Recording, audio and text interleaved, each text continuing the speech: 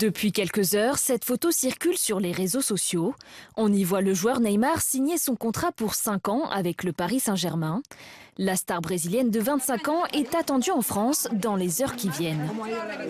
Devant ce palace parisien où une suite lui a été réservée, plusieurs dizaines de supporters sont déjà massés.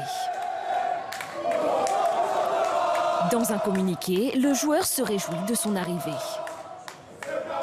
Je suis extrêmement heureux de rejoindre le Paris Saint-Germain. Depuis mon arrivée en Europe, ce club est devenu l'un des plus compétitifs et les plus ambitieux.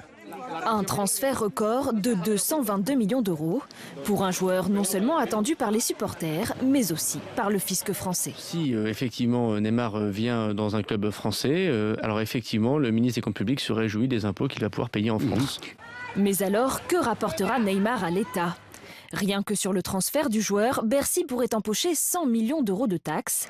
Par ailleurs, la star brésilienne à Paris pourrait toucher 35 millions d'euros nets de salaire par an. En 5 ans, le PSG paierait pour lui 137 millions d'euros d'impôts et de cotisations sociales et patronales.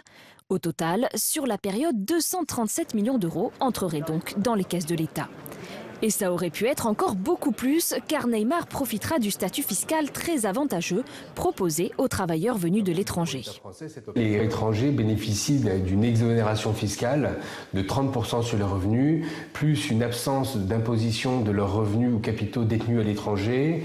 Donc en réalité, ils bénéficient d'un système fiscal pendant 5 ans d'exonération. Neymar, un contribuable qui pourrait donc rapporter un pactole à l'État français et à son nouveau club. Les boutiques du Paris Saint-Germain affichaient déjà son maillot ce soir. Le joueur sera présenté à ses supporters au Parc des Princes samedi pour le premier match de la saison.